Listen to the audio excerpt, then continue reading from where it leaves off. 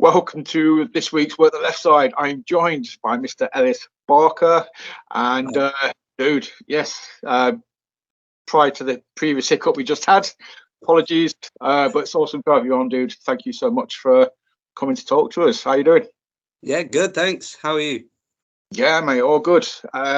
Looking forward to the chat, to be fair, because a few people have said, there's very few people that have got a brain for the business like Ellis. So I think you're one of those surprise packages where people don't quite get how long you've been around for. You kind of, you're passionate at the minute, but yeah, I think you're an unknown entity to some people, and I think people are starting to get wise to that. But yeah, a few people have told me, dude, that you've just got you understand the business. So I'll start with a compliment. There you go. Yeah, I appreciate that. Yeah, it's something that's been said that I've never been like, okay, I guess that makes sense, but it's not something that I actively think about. Do you know what I mean? Yeah. That's it. I mean, obviously, I'll name drop him. It was Mr. James Rutherford from Blackheart that bigged you up. Basically, put you in the same category as Sean Only, aka Pete. Just saying, you two guys have got just the brains for the business. So, since we're talking about James, I'm just going to give Blackheart a shout out because, again, I think they're a promotion. If you know about them, you know about them. If you don't, you need to.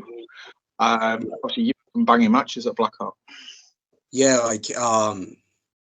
I remember they ran a couple of shows pre-COVID, and it was a big passion project for James and Lawrence. They both wanted to have this thing that was their own that they could have full control over, and I think I was on the first show they did, and I was on the first one back because they had some time out. And yeah, just really fun shows to do. Yeah, I mean, obviously, I've had a few people on that have done the shows. Obviously, Sammy Blue, I think so, is a regular at Blackheart. He's done a few shows there. Obviously, Sean Only. But yeah, we'll just get it out there. If you've not heard of them, go check them out. If they've got a show near you, go watch it. So, these shows are generally unstructured, but I always tend to try and start off with the generic stuff first, just because it get it out of the way. It's interesting, but it always seems really generic to me. But it's the obvious question to anyone: how does a boy from Wakefield get into wrestling? What sort of made you think I want to do this? So it's a bit of a weird story actually, because I didn't really care about wrestling until I started doing it. I wasn't interested at all. Okay. I played the video games and stuff, and my friends talked about it, but I was I don't really care about wrestling. I was doing taekwondo, and I got to my black belt, and I was like, I don't really know where I can go from here. I've done some competitions and stuff, but I'm not heavily invested in that either. And my friend was doing commentary down at UKW, and it was at the bottom of the hill from where I live. So I was like, okay, well, I was 14, so I was like, okay, I'll ride my bike down and see what it's like, see if this wrestling thing's for me. And I got in and took my first bump, and I was like, you know what, this is fun, and then I started watching it, and I started studying wrestling and seeing learning about all the history and everything. It's so if you look into the history of wrestling, not only in England, in Mexico, in Europe, in America, obviously, it's so, there's so much to learn, and I think that's what drives me in wrestling. I just want to learn more about the industry, and if that means that I have to get more involved in every sort of aspect of wrestling, then that's perfect. I just want to keep learning. Well, that's it. I don't think you ever stop, and I think if anybody ever said that they did stop learning, you know, they've lost a passion for it, or they've lost the interest in it, kind of thing. I think, you know, you could be 40 years old and still learning stuff that you didn't know beforehand. So it's good logic. But obviously, you mentioned UKW. Did you just go there as a fan then, or did you end up, obviously you went there to learn? Yeah, so I went as a fan a couple of times just because my friend was doing commentary, and like I was like, okay, cool, I'll go see what this is about. But then it was like, oh, they started doing like open trading classes and stuff, and it was just in a warehouse down at the bottom of the street. So I was like, okay, cool, I'll go down and see if I can do what the people I'm watching are doing. And like, you know, I went down the first session and I was like, okay, this is actually really fun. Like, I'm keep doing this. Well, that's it. I mean, it's obviously with the taekwondo and stuff like that. You're not used, you know, you're used to impact. You're used to getting punched. You're used to getting kicked. You're used to being thrown around. So taking that bump wasn't a massive culture shock to you. No, not massively. Like you have to. It's a different sort of. It's like it's like a different type of bump that you have to get used to taking. Like you have to learn how to do it properly and protect yourself. Well, that's it. In wrestling, you're allowing the bump to happen to you. In taekwondo, you're doing everything you can do to avoid the bump. Yeah, exactly. It's kind of like, but obviously, speaking to Vujic ages ago, obviously talking to RPD, former boxer turned wrestler, and both of them kind of sort of said if you do combat sports before getting into wrestling, it kind of helps as it's an easier transition in regards to like your footwork and stuff. Did you find that with the taekwondo going into wrestling, you had sort of better foot movement? So I think like you know sort of your basic fighting stances, and like it teaches you how to throw kicks and stuff properly.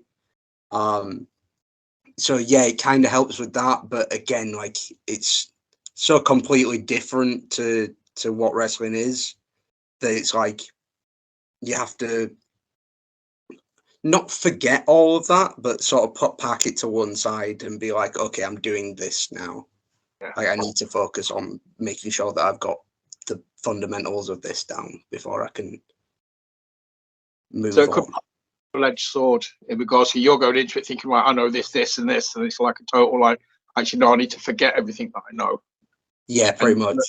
This way kind of thing. Yeah. So you sort of have to unlearn some of the things that you get taught, because you're like, okay, so I need to, in taekwondo, I need to defend against this kind of grapple, whereas in wrestling, you have to go with what's happening and sort of roll with the punches, if that makes sense. No, definitely, yeah, because you got the you got to flow with it as opposed to be defending against it kind of thing. Yeah, you know, it's all you're working together as opposed to just working by yourself. Yeah, absolutely. So, but again, 14, it's a good age because you know you can still train your mind. You know, if you got into it a bit later, some of them things might be too set in stone, and it would have been harder to kind of negate. Yeah, definitely. I think at 14, I was talking about this to somebody else. I think you're still kind of young enough that you've got that fearlessness about yourself, where if you're doing something repetitive, you maintain that fearlessness, like taking a bump or doing a flip or, you know, just doing anything where you're landing on, you know, on the mat. Yeah, like I was doing, like when I was younger, I was doing some wild things, like stuff that I wouldn't even dream about doing now. Like I was doing like 450s and stuff, and now now I'm too old for that. The fear's kicked in now. It's like, well, it's Yeah, not even fear. You're like, no, it's just no. yeah. So you mentioned obviously like, you know, well, the heritage in wrestling, you know, the legacy, different countries, everything like that. I know prior to last time we sort of spoke, you was on about going to Mexico with Pursuit. Yes. Yeah. I've been off socials a little bit recently, so I've not actually had a chance to check up on that. I know I've seen pictures of Kempo over there, but I haven't seen anything from yourself. Did you end up going? Did you have fun? Tell us about it. Yeah, it was wonderful. Myself, Kemper, and Nathan Black went out. It was a little bit funny because I was trying to learn some Spanish before we went out there, So I told the promoter, "Oh yeah, I speak a bit of Spanish." Got out there, I didn't speak a word. I was like, "Oh," he was trying to translate through me, and I was like, "No, this ain't gonna work." But you know, he had fun, we had fun. The show itself was great. The arena that he's got set up over there was fantastic. It was IPW Lucha Libre, and we got flown out. We got put up in a hotel. We had food.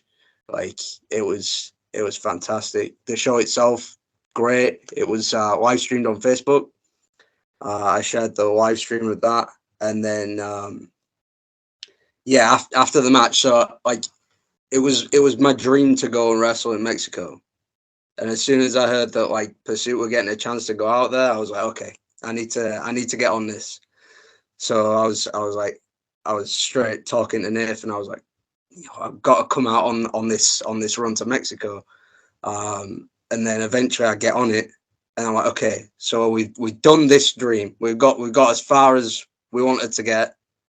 What's the next goal? So I was like, okay, so I need to do this well. And I know that in Mexico, if you do well and the fans like the match, they leave you some money on the ring. So that's what I was hoping for. I was hoping that people like the match enough to leave me some money on the ring. So I'm out there. We have the match. It could have gone smoother, but like it was good enough. Like I was really happy with it to say we didn't speak the same language. So on the way back after like signing autographs, taking pictures with the fans and that, I just completely forgot to check the ring and see if anybody left anything on there. So I got back up into the changing room, and the guy I was on with, he came up and he said, "Oh, the fans left these on the ring," and it was only like 2 pesos or whatever. But like I was like, okay, cool. This is like made the trip like really worth it, you know. Well, it's not about the amount; it's the gesture. It's like Yeah, the honor. You know, it doesn't matter how much it was. The fact that somebody's done it means somebody's enjoyed the match. And as you said, dude, it's a whole new country. You know, it's kind of like you're not going over there. You know, having worked there previously, you know, nobody's seen you live in person before. So the ring looked huge, though. What was that like? the ring was so like cool story about the ring actually. I'm wearing an El Santo t-shirt. So El Santo, like going on 60 years ago, maybe more now, like just a legend in Mexico. It was the ring that he trained in. So like just like the original ring in Mexico, it was wild. You could tell though, like it was not a conventional wrestling ring. It was very heavy. Yeah. Wow.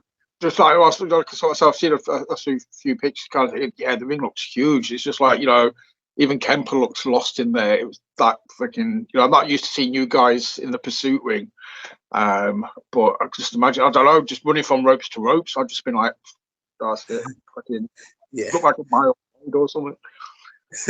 Yeah, 20-foot ring. Thankfully, back in the day, UKW had a 20-foot ring, so I was kind of used to like the difference in the ring sizes. But in the UK, usually you get like a 16, like PPW's got. So I don't think Kemper had been in a 20-footer. So he was like, okay, I need to get my steps in, figure out how I need to run these ropes and stuff. Well, I say it's just simple stuff like that you know people wouldn't think of, but you get so used to knowing when to sort of turn and hit and come back. You add a couple more inches either side, it's just totally throws your dynamic off. So it must just be takes a few minutes to kind of like, okay, readjust. But yeah, well, Mexico though, I mean, obviously it's just wrestling crazy, you know, the whole lucha thing, and you know, that's generally like kayfabe, just it's still real kind of thing. Yeah, I mean, was you sort of treated, you know, well? Did the fans sort of flock around you? Did you want to sort of get a bit of the Ellis Barker experience? Yeah, man, like it was so like it was completely different to over here. Let me see if I can get this actually. Can you see that there? Yes, yes. That's Yeah. that's the Oh, company. They give us the hats. They took us out for food. Everywhere we went, all the servers and everybody wanted photos with us. Like we went out on like a day trip with the promoter and his family, and like we went out to like the bigger city and stuff, and like we even went to like a fashion show thing, and we did like a speech at a fashion show in English, and like people didn't know what we were saying, so we had to get a translator out and stuff. Yeah, it was madman. But yeah, after the show, everybody coming up like wanting autographs, wanting pictures. One of the trainees at IPW came out for food with us the day after. That was cool. He was like messaging me on Instagram like, "Oh, like I thought you did really well. I really want to come like speak to you and stuff." I was like, "Cool. We're going for breakfast this place tomorrow. You can come and like we'll talk and stuff." Like, it was cool. dude, that just seems like a massive, that's the lifestyle kind of thing. That's kind of like just like, I could get used to this. If you want to do this Yeah, every day, that's fine. yeah. I was thinking of moving out to Mexico. Do it, dude. Just like yes. You just need like a cool lucha graffiti mask style Yeah, yeah. mask. We're working on it. Working on Yeah. it. Did you check out the obviously it's just the lineage with the masks and stuff? You must have been just looking around. Just it's said because you said yourself, I'll call you a student of the game kind of thing. You always wanted to learn more about it. So from that point of view as well, not just from competing in the ring, but from an educational purpose, you must have just been stood there, man, just soaking it all in, looking at all the masks and the history. Man, like, yeah, it was crazy. So like I was walking around the small sort of town that we were in, and there were people with like Dr. Wagner Jr. t-shirts on and stuff, and I'm like, oh man, like that's so cool. Like you wouldn't see that in England, you know. But then like at the show itself, the promoter had like a wall with all the masks of like the famous luchadors that had been down. So there's like Penta's mask on there. There's Octagon. There's like I can't remember, but like a bunch of different masks up there, and I'm like, oh, well, Parker's mask was up there. I was like, oh, this is so cool. And then Kemonito came in like full gimmick, like just had to get lifted out of the car because he can't get down properly. But like, he got lifted out, and he's just in his suit, in his mask, and I was PPW put up a story. I was hyperventilating on a chair because I was like, man, he's here. This is so cool. Like this is mad. Yeah, I was like, yo, what's happening? I think that's the stuff that I love in like in Mexico when you see all that kind of sort of stuff. You just see him walking around suited and booted, but no, still with the masks on. It's just like treated like celebrities, treated like superheroes. It's just yeah, it must have just been a really surreal experience. And to be able to do that with Pursuit as well, that just makes it, I would presume, just that little bit extra cooler. Yeah, absolutely. Like, if it wasn't for them, like, there's absolutely no way that I'd have got out there. So, like, much love to Pursuit, man. Like, love them Well, guys. and you When said, we were there, oh, sorry, when we were well, there, Nathan was like, it's like Nacho Libre, you know, like everyone's getting treated like Ramses in Nacho Libre, like just, like big celebrities. It was wild. that's awesome. And Nathan must have been loving it, just kind of basking in all the glory. And Yeah.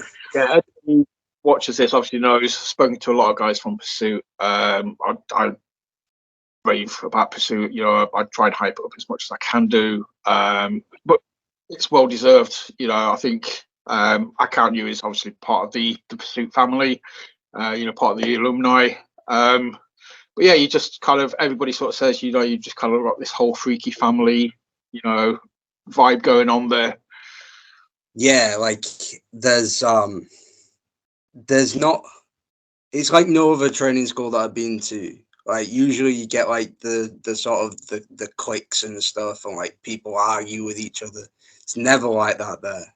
Like, everybody just tries to help each other progress. It's like, we know what this is. We know that this is a training school. We know that everybody's trying to get better. Like, there's no one that's going to put someone down for like, oh, you got that wrong. Like, what are you like? How did you get that wrong? You know, like, oh, you got that wrong. Like, here's how you can do it better. You know, like, everybody tries to help everybody, and it's just nice like that. So, well, kind of talking about pursuit, talking about school and stuff. The spray paint mask, the Ellis Barker character. Has that been a slow build? Is it something you had in mind from day one? Yeah, what's the gimmick about? I didn't have it in mind from day one at all. Like, day one, I had no idea what I was doing. For the longest time, I had no idea what I wanted to do. I stumbled into sort of like a punk rock gimmick with like my friend, who we were brothers, and like, like, I was like, okay, this is kind of cool. We'll run with this for a bit because like it's working. And then he stopped, and I was like, okay, I'll run with the same thing on my own, I guess. And then I wasn't feeling it, and I was like, I need to do something different. And I was like, what do I do outside of wrestling? I draw, I do art, like, yeah. Yeah. I love that side of sort of the creative side of everything. Like, sort of all I do in my spare time is like, I'll draw pictures and stuff, like draw like graffiti pieces and things that like I think look cool. And I was like, why don't I just do this, but like make it as believable as possible? That's cool. That's cool. Obviously, I'm always going to have all the time in the world for anybody that does anything artistic. Again, if anybody watches this and you don't know, I'm all right with a pencil. Give me a pencil and paper. I can do something. So yeah, I love that kind of artistic side. And I think that translates into wrestling. So the more and more I speak to people that do that are in the business, do wrestling, they've always you've got to have that little bit of a creative spark, in your head. I think to be able to do this, there's something there that just kind of gives you that bit of an edge, or it allows you to develop the character, or just constantly keep thinking of ways to improve it. Yeah, like you need to turn on that creative side of your brain to structure a match, to put things together that make sense, that like any form of art, you want to get some kind of emotion out of the person that's seeing it, right? Well, that's exactly what wrestling is. Like, wrestling, you want to get an emotion out of the crowd. You want them to sympathize for the babyface when he's getting beaten up. You want them to be angry at the heel or laugh at the heel when he messes up or he cheats or whatever. Like, you want to evoke that emotion. So wrestling is art. It's the same thing. You know what I mean? Yeah, no, definitely. Yeah, it's just like, it's a good piece of artwork. It's a great movie. It's a great album that takes you through from track 1 to track 10 or whatever kind of thing. It just tells a story throughout. So I'm just thinking about doing some Ellis Barker artwork now, and I'm just thinking like a bit of pencil and paper, and you can graffiti the shit out of it afterwards, kind of thing, or just drop a little art sort of collab. Yeah, So I've got back to this now. So when I think about drawing it, kind of, I'm like, right, no, right, I'm talking. Let's talk. I'm not drawing at the minute. But yeah, you obviously talk about you telling stories in the ring. And when somebody says, like I said earlier on, the compliment, you've got one of the best brains for the business. You understand the business. To me, that translates into psychology. When somebody says that about somebody, I take it as in, right, okay, so this guy gets it, as in, how to work an audience, how to tell a story, like few others, kind of thing. So I would presume, obviously, James is on about like the psychology, not just the working of the business, but yeah, if you was to sit down and plan a match, you could tell the story from start to finish and know exactly when to hit all the notes. Yeah, like I see kind of, I see where he comes from with sort of like a mind for the business, I guess. Like, whereas I would see it as more like a student of the business. Like, I want to learn more about it.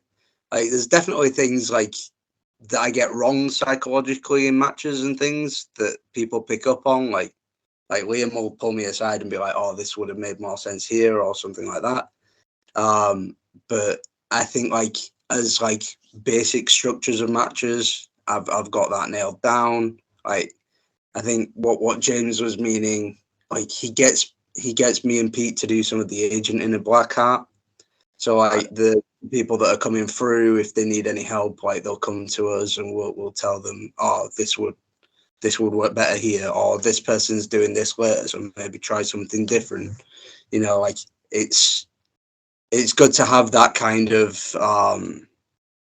of formality in a show where you've got someone who's running backstage that's going, right, okay, what are you doing? Okay, well, they're doing this, so you do something different. Like, I'm happy that he feels like he can rely on me to do that. Like that's like it's like a real sort of bonus for me. Like, makes me feel good about myself. If that makes sense. Dude, yeah, it's a massive compliment. You know what I mean? Like I said, it's a very passionate project for him, and if he's entrusting you with any aspect of that, that's a massive compliment. You know, because he wouldn't do it, you know, for anyone. So, but yeah, that's a good thing. Like you're sort of saying about the actual show itself, the structure of the show, obviously which match goes where, and spots, or you know, if somebody's planning on doing something and somebody else is doing something similar later, that's kind of stuff you pick up on and be like, okay, try this or try that instead. Yeah, definitely. Sort of the way that I usually do it is I get them to tell me like the whole match, and then I go over to the next guys, get them to tell me the same thing. If I hear anything that's the same, I'm like, you might want to change this. If I hear something that doesn't really make sense, I'll be like, okay, well, you know, like dynamics wise, this doesn't really make sense because of this. You should probably try and figure something else out, or we're doing this kind of storyline moving forward, so you need to hold off on that part, and we'll come back to that maybe. You know, just stuff like that, like just making sure that everything's flowing properly. I think that's lost on sort of the level of shows that Blackheart is, if that makes sense. No, definitely, and yeah, I totally sort of like I'm doing like I've called it an album challenge. Where I'm listening to like a different album every day, different letter. Because I was like, well, nobody listens to albums anymore. They just listen to playlists or they listen to individual songs. You know, I like an album to a wrestling show. It should be able to tell a story throughout, and that's what a good wrestling show should do. You should have that continuity. But I know there's always kind of like two mindsets across the field sometimes when it comes to wrestling shows. Some people prefer, I'm going to sort of say, you know, like WWF in the late 90s, where it started off low and it was a gradual curve all the way up to the main event. Yeah. So it's a slow, gradual build up until the main event. Then other shows or promotions like to start off, you know, with the bar high and be like, right, follow that kind of thing. And then everybody's trying to outdo everybody else. But then you kind of don't have that audience build anticipation. Yeah, sort of. I basically I listen to a lot of Jim Cornette, and if you listen to him, hey, listen, hear me out, okay? He talks about sort of structures of like old WCW shows and like WWF shows, where like they'd like WCW for example would start off like a car crash match. Well, they throw everything at it, and then they slowly come down to then bring you back up for the main event, which I think is a much better structure for a show because you get everyone invested at the start, and then you're like, okay, we've got you. Here's some solid wrestling that's not got much behind it, and then here's the main event, and it's got a lot behind it. You know what I mean? Like, it leaves everybody going, that was a really good show. Instead of, oh, it's not very good. We might not come back to this. To being like, oh, yeah, okay, it was all right at the end. That's it. I mean, obviously on here, me and James Carr, we're doing like a wrestling year in review where we're looking at every pay-per-view in 1997 from WCW and WWF. And yeah, we've noticed obviously watching the WCW ones, their undercard and their mid card is strong. And like in early '97, it started off like Guerrero versus Malenko, and it's just kind of like you say it kind of dips, and then it shoots. You got the major event, the big stars in the main event. Whereas WWF, it's kind of starting like we're thinking the Godwins versus the Headbangers or something. No offense to them, but it's starting like this. Yeah, exactly. Like great wrestling. Like the wrestling wasn't bad, but like you didn't really care about the people involved. Whereas WCW made you care about the cruiserweights. That's it.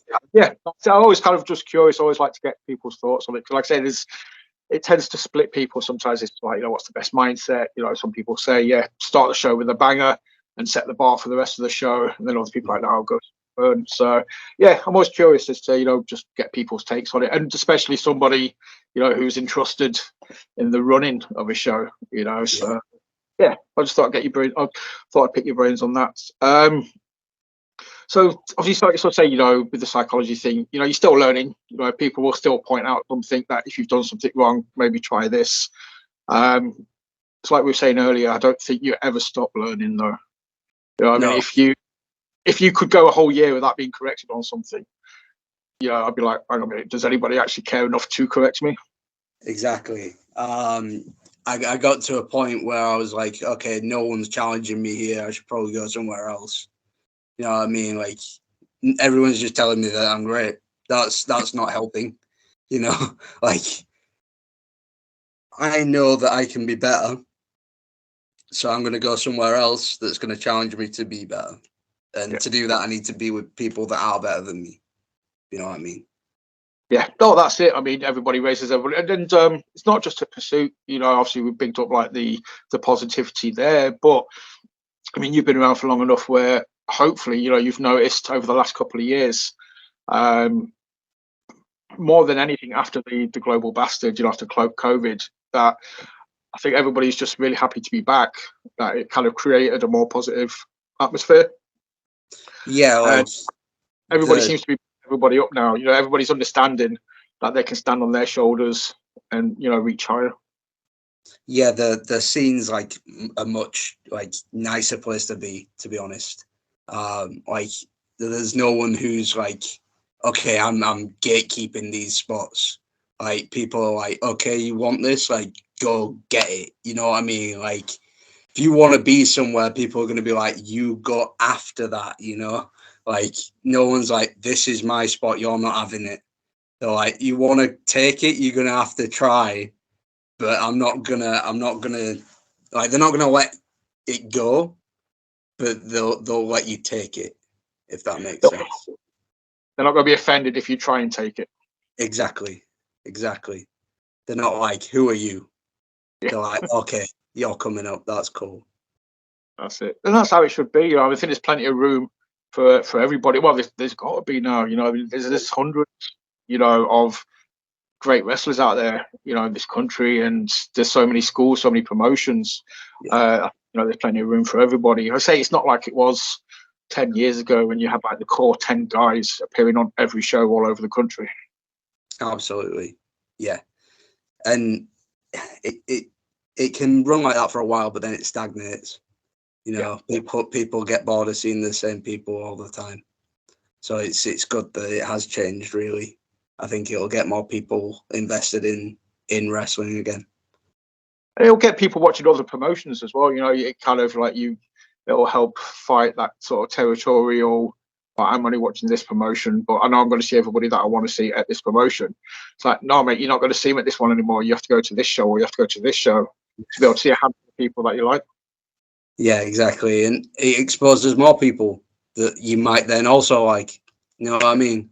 Like if you go to a show because all your favorites are on it, then there's another show with people that you don't know that you might even like more that you're not going to. There we go. Everybody's split out more, then that's better, isn't it? That's it, exactly. I mean, obviously, I'm based in Leeds. I personally think, I should say, I don't think anybody is more than 30 minutes away from a good show, no matter where you live in the country, kind of thing. But in Leeds, man, like literally, we've got True Grit, we've got Rise, we've got Planet Wrestle now, we've got Tidal, which I still count as Leeds, but it's in Huddersfield. I just think, just in Leeds itself, and obviously a lot of these guys, just down the road, we've got Sheffield, which is lacking a home promotion, I would say, at the that's running regular shows. But yeah, I just think, in Leeds, obviously you're from Wakefield, the scene. You've got UKW around as well. We've got Mega Slam, that do shows. You got to admit the Yorkshire wrestling scene is pretty tight. No, it's picking up. Even a little bit further away, you got like NGW that are running. They just recently ran that big event that they did. I think they had like a 2,000 seat venue or something that they just ran.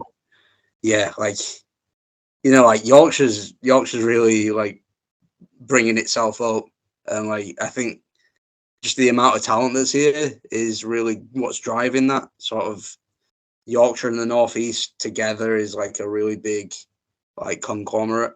The issue is taking those people that are in that scene and trying to get them further south or trying to get them over to the west, like there's still sort of those dividers. So it's like Yorkshire's sort of like boxed off, whereas you want it to be like, oh, we want some Yorkshire guys on the show. A few of us from Pursuit went down to Bridge in Birmingham. Yes. That's like, that was sort of like a big deal because it was a car full of like Yorkshire wrestlers going down there. And like that's not too common unless like you like the bigger sort of on like Progress and things. Like to get down to a show like Bridge is difficult for people in the Yorkshire area, if that makes sense. Yeah, no, definitely, because again, I mentioned the word territorial but it is still kind of got that where a show in Birmingham is going to try and book as many local talent as it can do, kind of want to support its own scene, but then it also kind of knows that it needs to pull people in from the outside to keep it fresh. It says stop it from stagnating. But yeah, I just look like just you lot, and imagine you lot in the car, just like, going down to Birmingham, wash, flat caps on, Peaky Blinders, let's rock it up. But you mentioned obviously the Northeast, obviously North has got a massive. I mean, you Pursuit guys just seem to be invading Newcastle at the minute. Yeah. Kemper and Vertigo were just up there. Like that was pretty cool to see them guys like in the pre-show and stuff. I've been up there a few times myself. I've not wrestled for them, but I've been up and sort of supported the guys and stuff.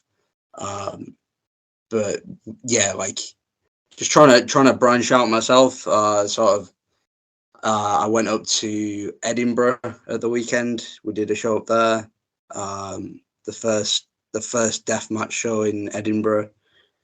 That was really cool. And then this weekend I'm up in, I think it's Middlesbrough for Breakout. Yeah, Breakout.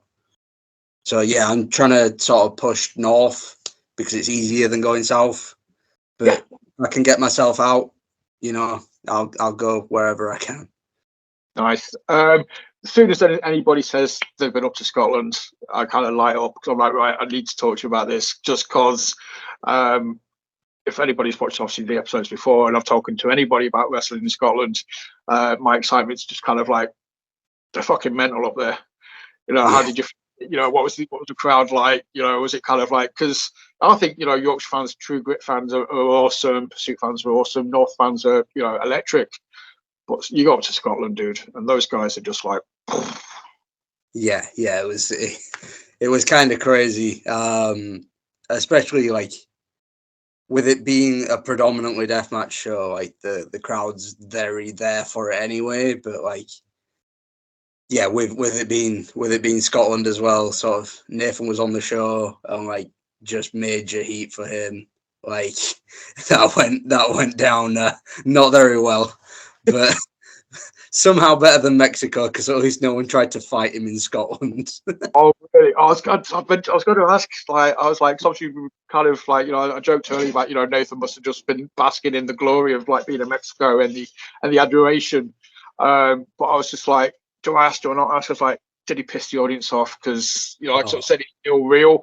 I can literally imagine somebody just lynching him or kidnapping him and being held for hospital ransom or something. Yeah, no, like he riled them up a lot. And the security had to get involved and sort of back some of the fans down from trying to actually fight him and stuff. Yeah, it was fun. Yeah, not that bad in Scotland for him, but still sort of a ravenous crowd. Yeah, it's the next notch down, I'd say. But yeah, it's a shame because he's such a lovely person. He always such a warm, friendly people person. But yeah, I'm not kidding. It shows he's just generally always gets the heel heat, and he's just must be the most disliked man around the area at wrestling shows. Yeah, must be. Just a real good heel because like great dude in real life, but terrible human being in wrestling. Yeah, shout out. Nathan is awesome in real life. But few interactions we've had, he's been an absolute delight. So I know it's just pure character work. I've been trying to get him on the show, but it's like can't do it. I'll have to come on and actually just be the comedian for an hour. And I'll be like, I don't know if I could do that. I'd just like it'd have me in tears by the end of the episode or something. Yeah. I think he'd try his best to rip you apart, and it's just horrible. I'm too fragile. I had 4 full days of that. that was enough. So yeah, obviously, Middlesbrough as well. Though that's they've got a really good scene, but it's not. It's kind of in the shadows a little bit. I don't think it's appreciated. They've got some good promotions up in Middlesbrough. I think unfortunately, I think a lot of people are in North's shadow up there, kind of thing. There's wrestling in Newcastle, which put on great shows. So yeah, I mean, you're looking forward to the Middlesbrough. I can imagine they're being a little bit rowdy. Yeah. Hopefully we can get them sort of riled up and making some noise. That's sort of what we want up there. So it's a Rumble spot this time. I know that from next year, they want me sort of on a sort of regular basis. So I'll be making that trip quite a few times, I think. That's awesome. I mean, that's like I've spoken to about people beforehand. Obviously, again, you've been around long enough. But do you still remember, that feeling of validation where you're doing shows for the school for where you're training and everything like that, but that first time you get booked by somebody else, that first show outside of your comfort zone. Yeah, the first show outside, I remember it, and like I don't think I'll ever forget it. I was like, oh man, like I'm a real wrestler now. I'm not doing these academy shows. I'm not doing these sort of these home promotion shows. Like I'm actually being brought in to wrestle on a show.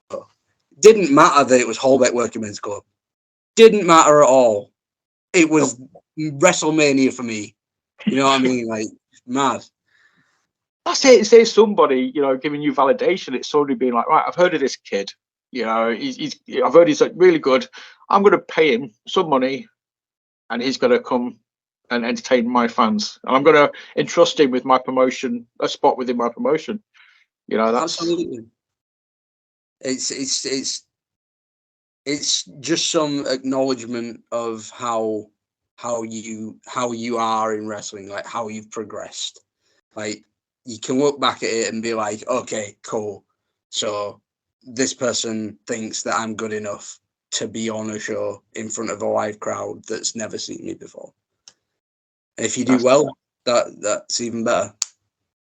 That's it, man. Well, that's it. That's up to you. Then they're giving you that chance. You've then got to take the ball and you run with it, or somebody kicks you in the nuts and takes it off you.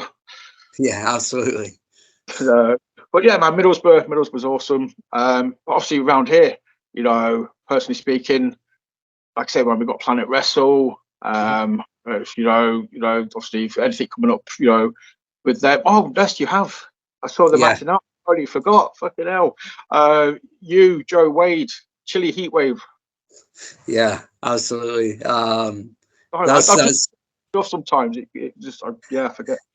But it's yeah. uh, it's a bit of a strange one, that one, actually, because I've teamed with both of them, so I don't know which way I'm gonna get pulled in that match. I don't think either I'm gonna get pulled to Chili's side or I'm gonna get pulled to Joe's side, or I'll just get ripped in half. So I think that's gonna be a fun dynamic. You know what, dude? Just stand back and let them go at it for 5-10 minutes. Whoever's on top, maybe go that way. Yeah, that's it. Pick off the weakest. But I've never had a chance of speaking to the dude, but I just want to shout out Chili. Any dude that names himself after a bag of Doritos is perfectly fine in my books. Yeah, love some Chili Heatwave.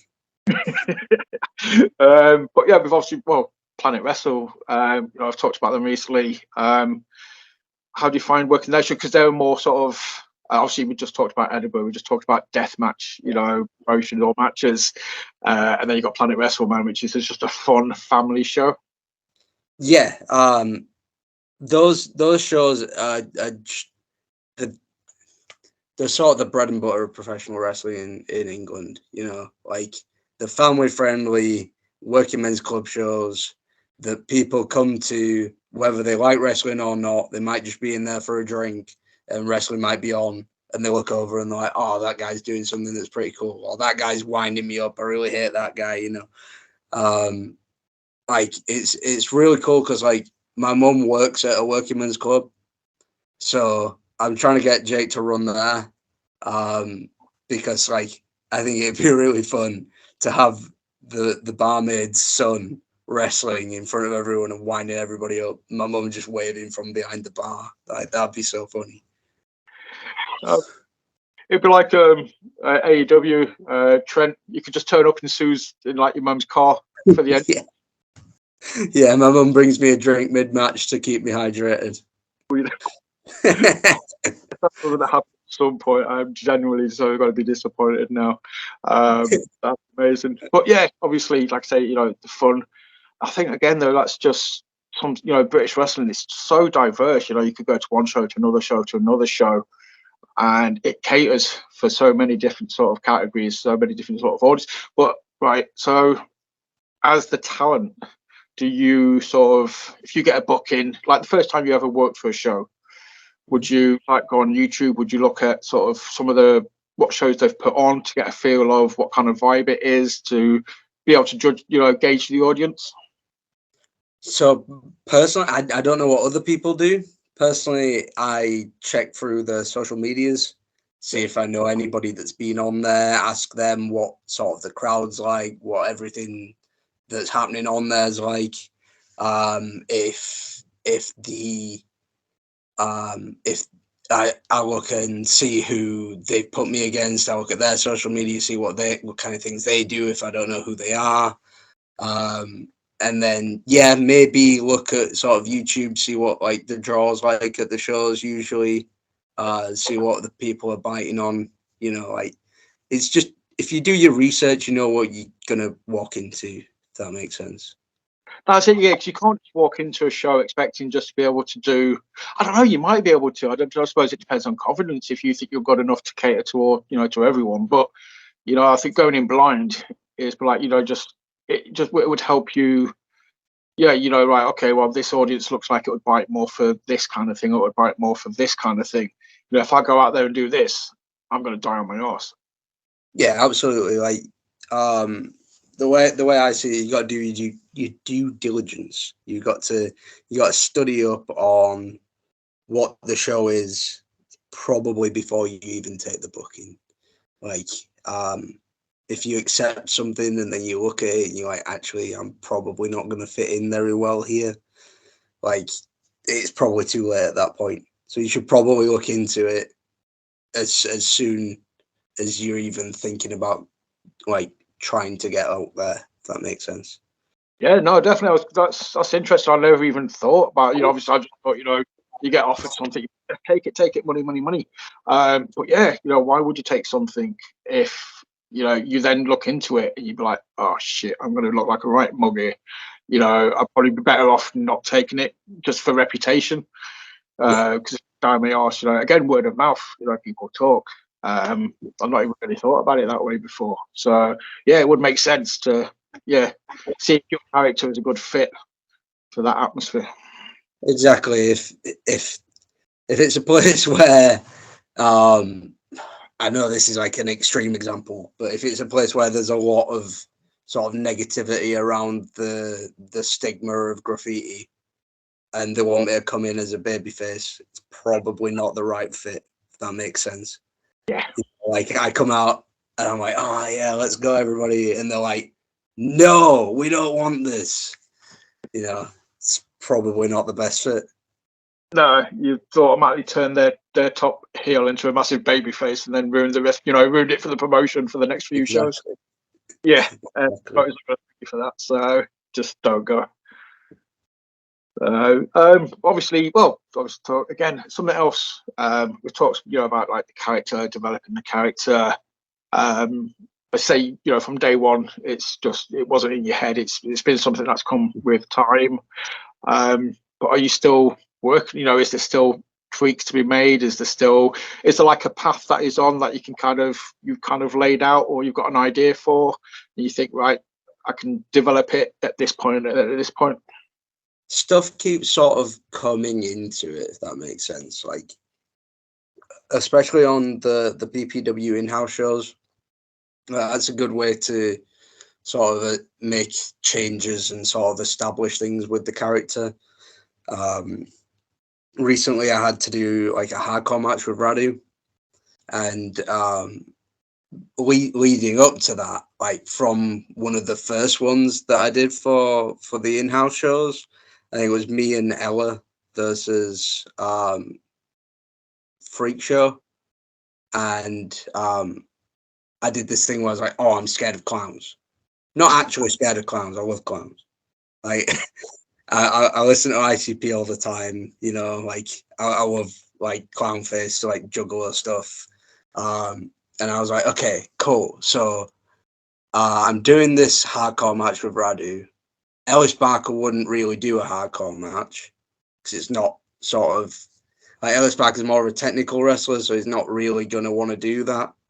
Maybe Radu breaks me to the point that my old gimmick comes out and I do the juggler face paint and I come out and I have the hardcore match with Radu. And like, maybe Ellis Barker's scared of clowns because the inner clown in him is scaring him. And like, it was like, okay, cool, this makes more sense now. This has put a reasoning behind this character point. And I think really I started doing that just because if you read comic books and stuff, the superheroes always got some kind of vulnerability. Like, Superman's got kryptonite, right? Well, what's Ellis Barker's kryptonite? In this match, it's, I'm scared of clowns. I don't want to look at them. So I'm like looking away. I'm like punching over here. Like, so I think like that's what makes people invest in characters, having some kind of vulnerability there. Of course it is. Yes. Yeah, I totally agree. I'm a massive comic geek, so I totally get that. To a point, I think the worst one ever is, the Green Lantern being weak to yellow. It's like you could whop a Green Lantern's ass with a banana. That's too much. So it's wood and yellow, right? Yeah. So a 2B pencil is green, just gonna kill him. Gosh, so freaking this most powerful thing in the whole universe. No, mate, I'm wiping you out with a pencil. It just makes no sense. But yeah, if it's a good vulnerability and understandable, a relatable vulnerability, I think they're the best ones. When people can kind of like, okay, I can kind of relate to that. My other half petrified of clowns, so she would totally have related, to that sort of thing and be like, I'm guy now, he's got my sympathy. I totally get it. Yeah. What the clown. I got to watch Terrify recently just by explaining that art was a mime, not a clown. I kind of had to. He's a mime. It's not a clown. He's a mime. So she watched it. I was like, yeah. And then after it was like, "It's a fucking clown." I was like, "Yeah, I know." I know it's a clown. So, but yeah, that's again, it's talk about stories, characters. I was talking to somebody previously, and again, some people agree with this or disagree with this, but when you're developing a character, some people say, it's important to kind of think of like an origin story for the character, so you can kind of gauge like a moral compass of what the character would do or wouldn't do during a match or in a storyline. Yeah, no. So personally, it's what I did. I was like, why would a graffiti artist be in wrestling? Doesn't really fit when you first think about it. But then when you think about, he's not just a graffiti artist, he's an artist. So he wants to make everything look pretty. So sort of the bending of the arms and stuff that I do in matches kind of looks pretty, if that makes sense. So if I'm manipulating people into different positions, then I'm making art on a canvas. So I'm just being an artist. Yeah. There has to be some kind of logic. Yeah, no, that makes perfect sense. And it kind of like, but then like you sort of say, if you're making decisions during matches, that will tie into the character. That will tie into like so you explained it perfectly with like the Axel match and then facing Radu in the hardcore. It's just nice to know like thought goes into it sometimes. I think some people just think these things get thrown out and it's just a match. You don't actually think about the underline. But yeah, it's nice to know that people do. Yeah, I think again, you have to. To me, wrestling has to make sense, and you have to take wrestling seriously. You shouldn't take yourself too seriously, but you should always take wrestling seriously. And the more serious you take wrestling, the more people are gonna believe in you and what you're doing, and be able to have that sort of immersion in the match, and sort of everything becomes more believable. The more respect that you put on wrestling, the more people are going to respect what you're doing. That's it. I mean, and you guys have got the hardest job as well, man. It's like, literally, I'm a massive film geek, a massive comic book geek, X, Y, and Z. But, they're all suspensions of disbelief. But you're watching a film, you're watching on TV, you can allow yourself that suspension of disbelief because you're watching on TV. If I'm reading a comic on paper, if I'm at a wrestling show, you're real life people in front of me. You guys have got to work your arse off for my suspension of disbelief, to invest in that match kind of thing. And I think often that's, kudos. That's when you guys do it so well as fans, we're like, yeah, I'm totally buying into this now. Yeah, no, that's what we want. Like every wrestler should go out there to want people to believe in what they're doing, to be invested in them. The more invested you are in me, the more likely you are to want to see it again. The more likely you are to want to see it again, the more likely the promoter is to bring me back. Or the more interested you are in me, the more likely you are to buy a t-shirt. Like this is the business of wrestling. This is how you make money out of wrestling. Like you have to make people believe you. It's an emotional connection. You've got to make the fans either love you or hate you. And by doing that, and react to moves, if a wrestling fan goes ooh or ah, it's genuine. It's because they care about somebody who's just had their head kicked off. Even though obviously we know the basics and the foundations, we know that you'll be fine. But for that split second, you've sold it so well, or that story's been so enticing. Yeah, dude, we're 100% in there, and we're reacting to every move. Yeah, that's it. Like, if you're getting oohs and ahs, that's good. But what you want is boos and yays. Yeah, yeah, boos and yays. If the oohing and ahhing, they're interested in the move. If the booing and yaying, they're interested in you. Dude, that's awesome. That's perfect. Another yes. I'm sure that's a T-shirt that could be made somewhere. We just want just boos and yays, boos and yays. I might just steal that off you and do a Work the Left Side t-shirt that says "Boos and Yays." That's it. That's fine. There you go. I've just clocked the time. This has just flown by, mate. So we hit the hour mark. I don't want to keep you too much longer. So we'll put a pin in it, but I would like to come back and chat again at some point down the line and continue on with this. Because literally like 5 minutes ago, we literally just touched on comic book stuff. So I'm like, bollocks, we could go, I could talk about that a little bit longer at some point. So I want to get into the whole. I think there's a massive crossover appeal between comic books and wrestling. I think the whole larger than life characters, the drama. About majority of people I know who like wrestling like comic books and vice versa. And I like to get people's thoughts on that or opinions. And be like, it's not just me, is it? There is an obvious crossover appeal. Yeah, definitely.